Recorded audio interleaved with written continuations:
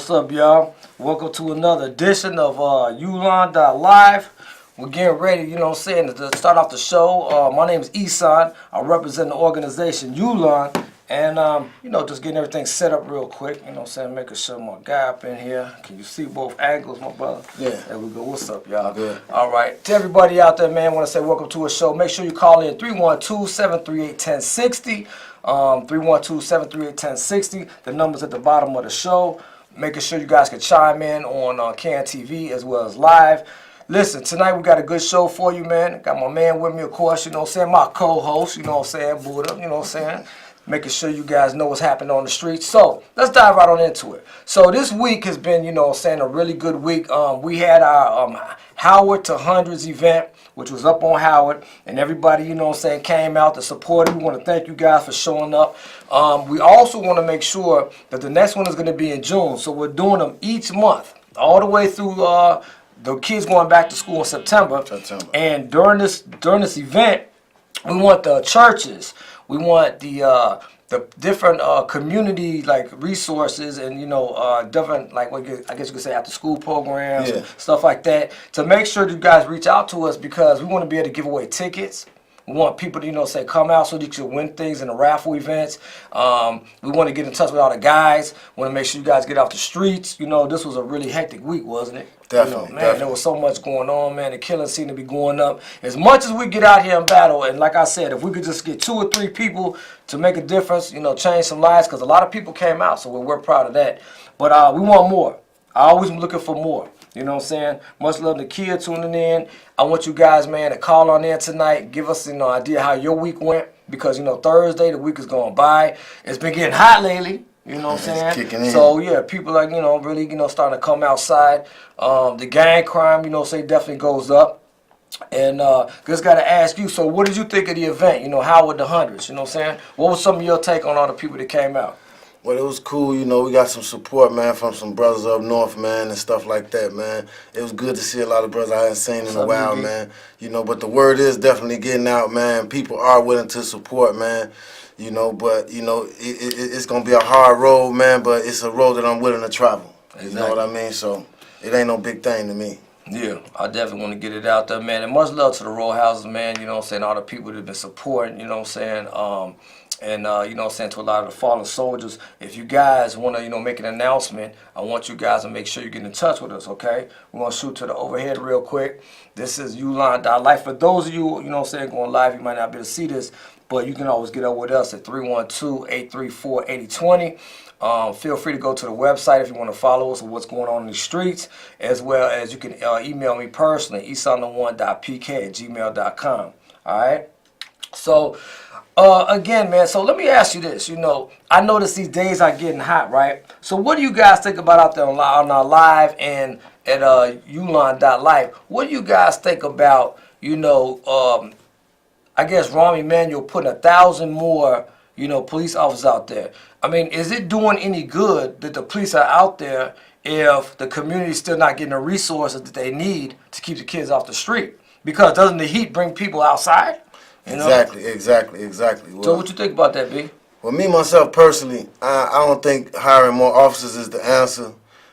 Our communities are messed up, man. I'm talking about to the point to where I know a few years back they were thinking about calling in the National Guards and stuff like that, man. Which happened in Cabrini before. Right. I think it's to that point, man. You know what I mean? Because we need whatever extreme measures that need to be taken, whatever need to be done, man.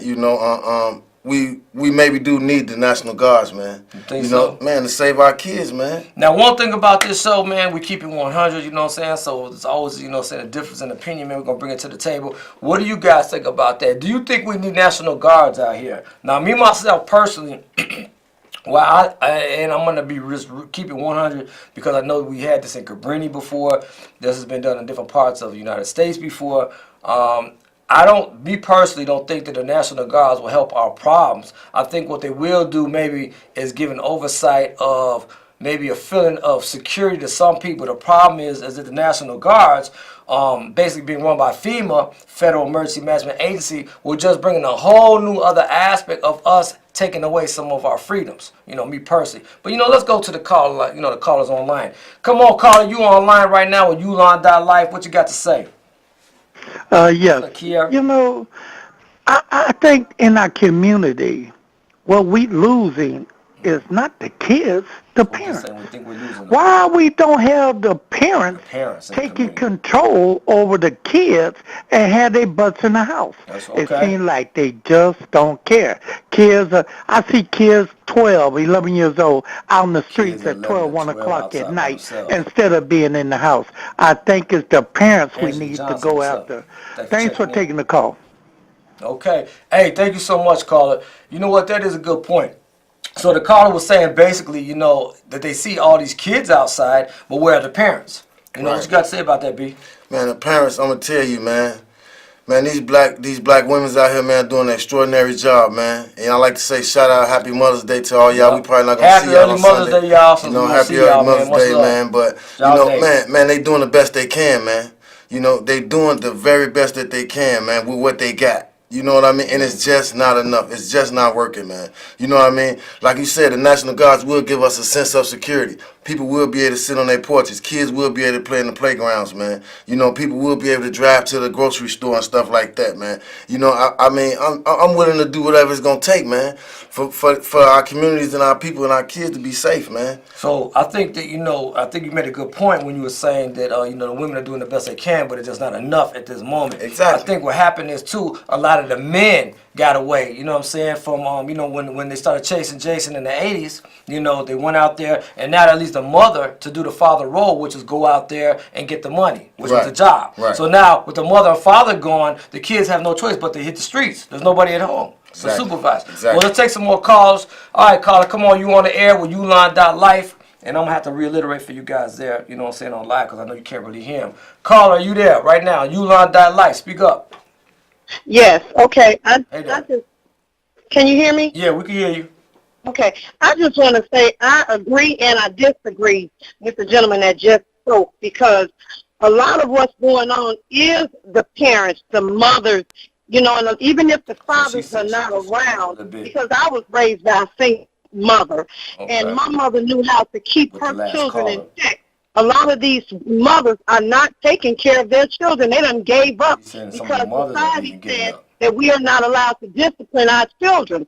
So a lot of parents, you got a lot of mothers that are really young. They're not disciplining their children. They're allowing their children to do whatever they want to do. Right. Okay. Well, that's a good point. Thank you for calling in, caller. So basically what she was saying is that, what was your whole take on what she just said, basically?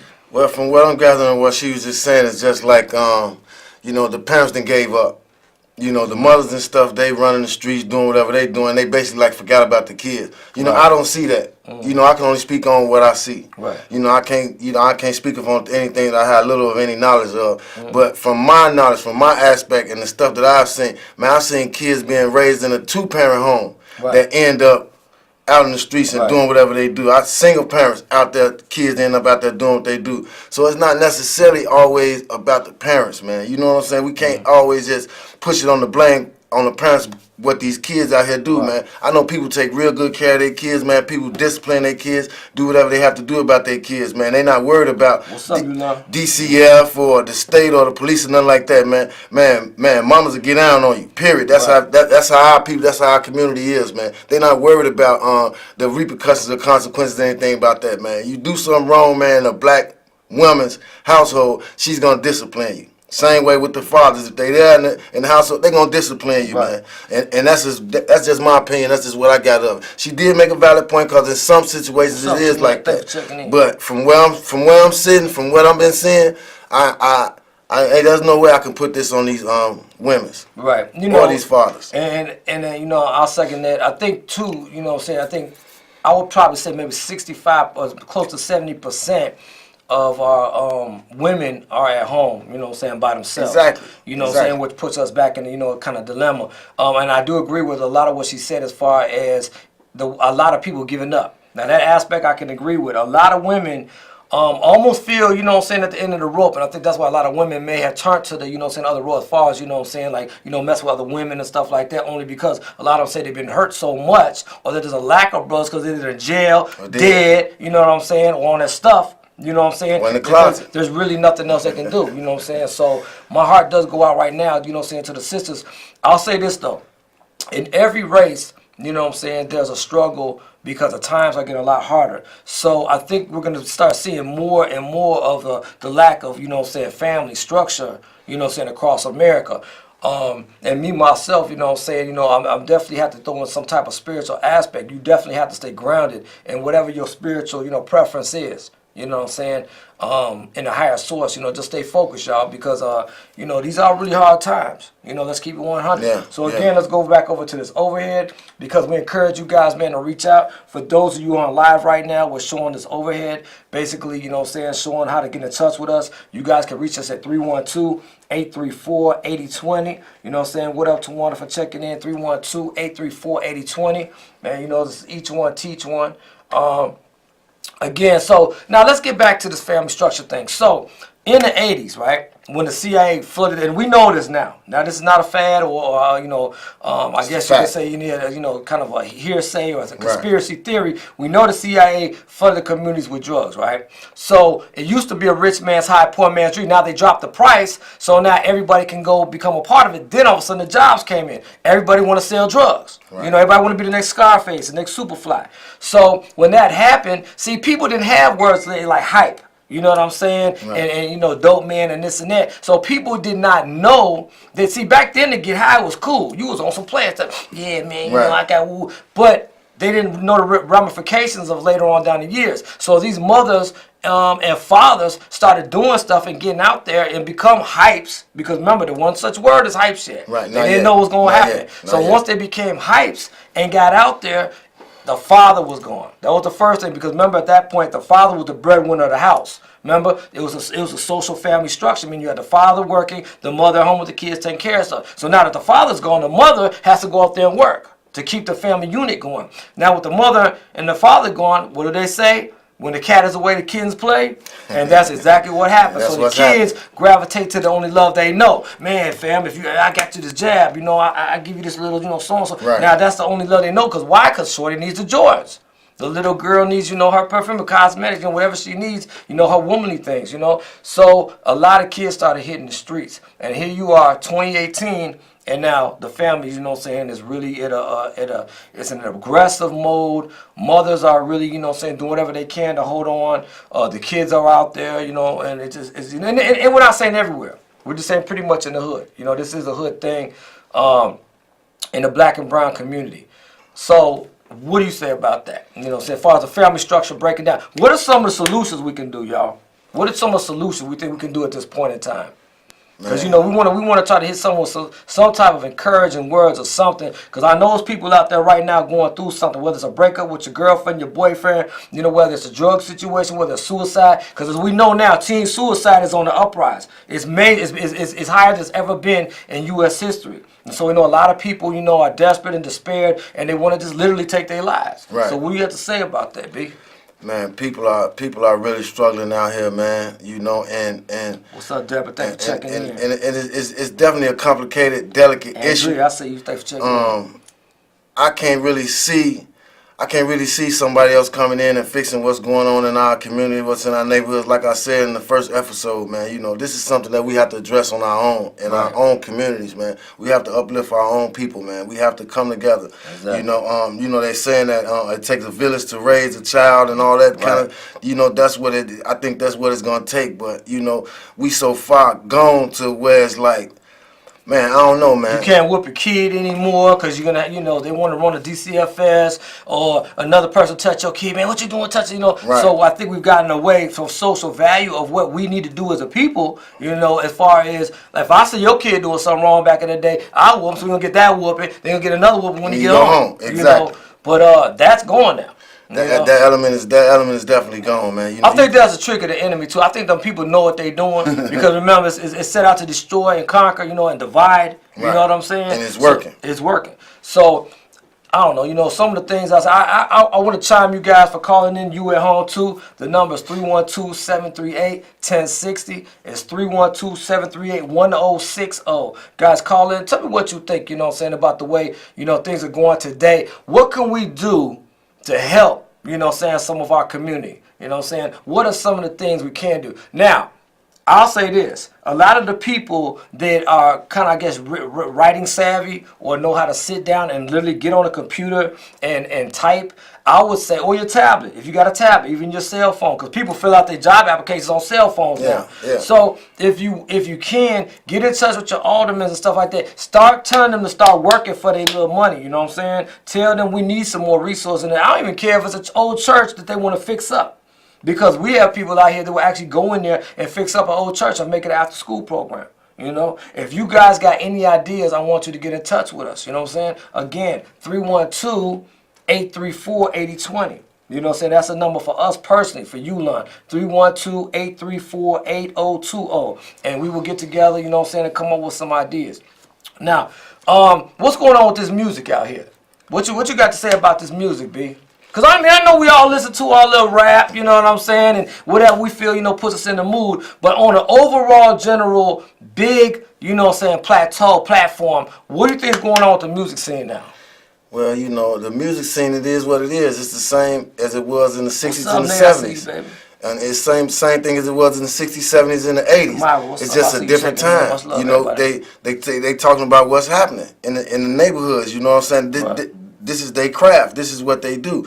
So I ain't mad at the person who making the music. You know what I mean? But you got to understand, kids got to, kids gonna be kids, man. These young generation gonna be the young generation. They gonna listen to what they listen to and they see what they see and they think that is all reality. Not understanding that it's just basically entertainment. So how can we tell them that this is not real? That them same artists go home to their nice little places or whatever and don't live the shoot 'em up life every day? Right. How can we tell you? How can we reach some of these kids and tell them that? Well, it won't even take us for to do it. Like you say, everybody got tablets and phones and stuff in their hands. Only thing you got to do is chime up, hit up your people online, the artists that you listening to, and go on their Instagram or Facebook or whatever you want to call it, and you can see how these people is living. They not carrying guns. They not shooting and killing people in their community. Right. They taking trips. They enjoying vacations and stuff with their families and their kids. They living life. Right. You know what I'm saying? They out to eat at nice restaurants and stuff like that. So, just take a book out of their real life page. Right. Don't just look at what they do for entertainment, because that's all it is entertainment.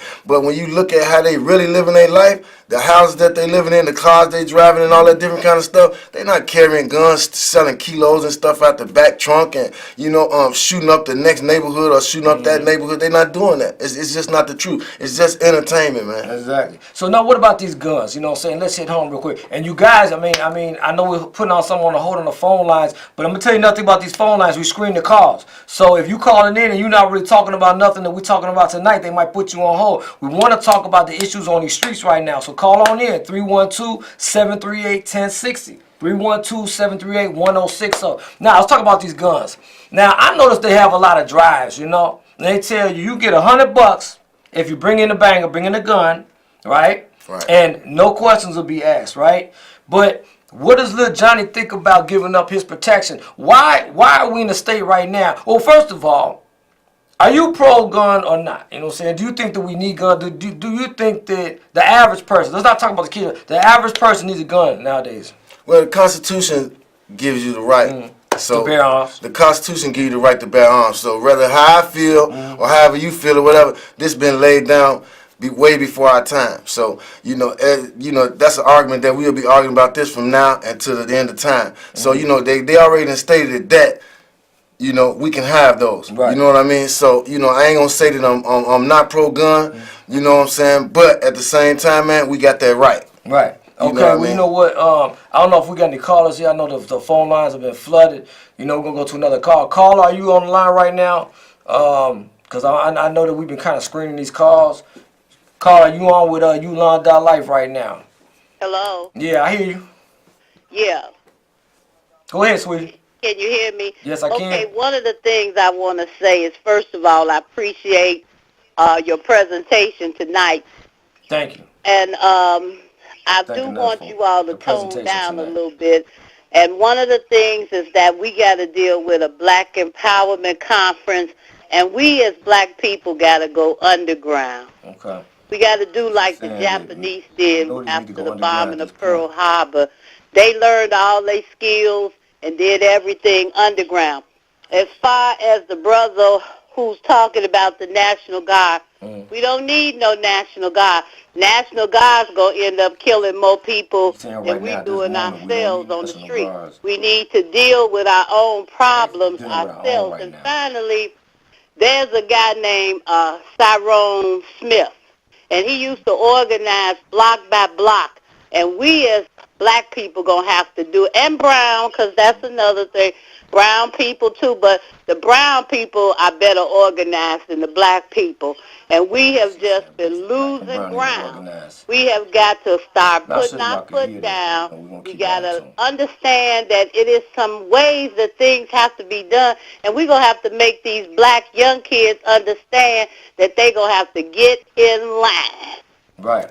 They have to do things the way it's right and not the way they want to do. And that's the biggest problem we got right now. And I thank you, brothers, and whatever I can do, I'm going to take your number when you announce it again and call you. All right. God bless, sister. All right. All right. That was a great call, you know, basically, and I understand, you know, understand a lot she was saying.